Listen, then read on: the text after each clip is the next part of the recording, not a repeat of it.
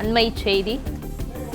சிவகங்கை மாவட்டம் மதகுப்பட்டி அடுத்துள்ள அழகா மாநகரியில் ஆடு திருடியதாக சகோதரர்கள் இருவர் அடித்துக் கொல்லப்பட்ட சம்பவத்தில் உயிரிழந்த கட்டாணிப்பட்டி கிராமத்தைச் சேர்ந்த சகோதரர்களான மணிகண்டன், சிவசங்கர் உடல்கள் உறவினர்களிடம் ஒப்படைக்கப்பட்டுள்ளது.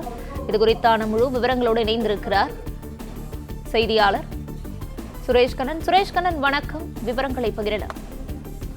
சிவகங்கை மாவட்டம் அழகாமநகரி கிராமத்தில் சுப்பு என்கிற தோட்டத்திலிருந்து ஆடு கோழி திருடச் சென்றதாக கிராம மக்கள் தாக்கியதால் சகோதரரான மணிகண்டன், சிவசங்கரன் ஆகியோர் மருத்துவமனையில் சிகிச்சை பலந்து உயிரிழந்தனர்.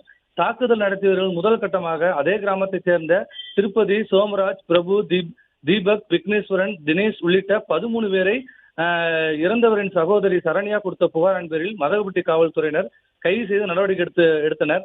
இதனையடுத்து உடல் பிரேத பரிசோதனை முடிந்து உடலை கொண்டு செல்லும் போது இறந்தவர்கள் உடலை கட்டிக்கொண்டு அழுத சம்பவம் பெரும் சோகத்தை ஏற்படுத்தியது.